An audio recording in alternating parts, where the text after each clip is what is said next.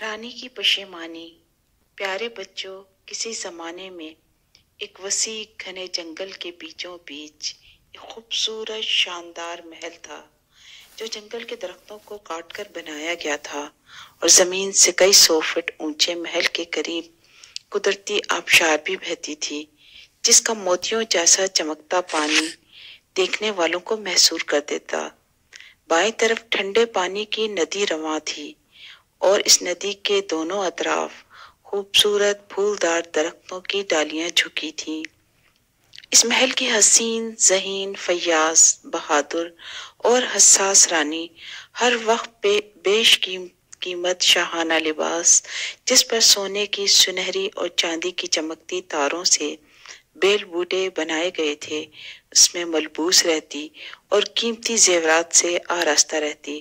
خاص طور پر اس کا قیمتی ہار جو ہیرے جواہرات، بالخصوص رنگین نیلم، زمرد، مرجان اور یاقوت سے مزین تھا، اس کی گردن کی خوبصورتی اور تاریکی کو منور کر دیتا تھا۔ جب وہ اپنی کنیزوں کے جھرمٹ میں محل کے جھروکے میں کھڑی ہوتی تو شفاف ندی کے پانی کے عکس میں محل اپنی رانی سمیت جلوہ گر ہوتا۔ محل کے اندر بھی معطر پانی کے فوارے جگہ جگہ ابل رہے ہوتے اور ہر طرف رنگ رنگ کے پھول کھلے نظر آتے۔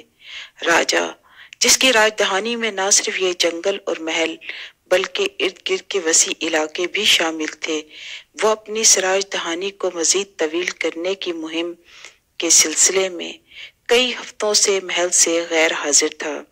اس کی غیر موجودگی میں رانی بہت بہادری سے غلاموں، کنیزوں، خادموں اور محافظوں کے ہمراہ رہتی تھی اور نہایت دانشمندی سے محل کا نظم و نسق چلا رہی تھی۔ رانی عالم آرا تیر اندازی میں نہایت ماہر سمجھی جاتی تھی، اس کا کوئی نشانہ کبھی خطا نہ جاتا تھا۔ بڑے بڑے ماہر نشانہ باز رانی کا مقابلہ نہیں کر پاتے تھے۔ اسے جنگل میں پرندے شکار کرنے میں بہت لطف آتا تھا۔ پرندے شکار کرنا اس کا گویا پسندیدہ مشغلہ تھا۔ لمحوں میں درجنوں پرندوں کو ڈھیر کر دینا اس کے لیے تو معمولی سی بات تھی۔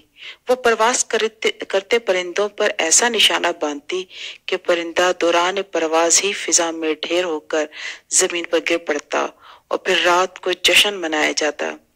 اتنا چراغاں کیا جاتا کہ دن کا گماں ہونے لگتا، جنگل میں منگل ہو جاتا۔ اس چراغاں کی روشنی میں تالابوں میں کھلے کنول کے پھول حسین منظر پیش کرتے۔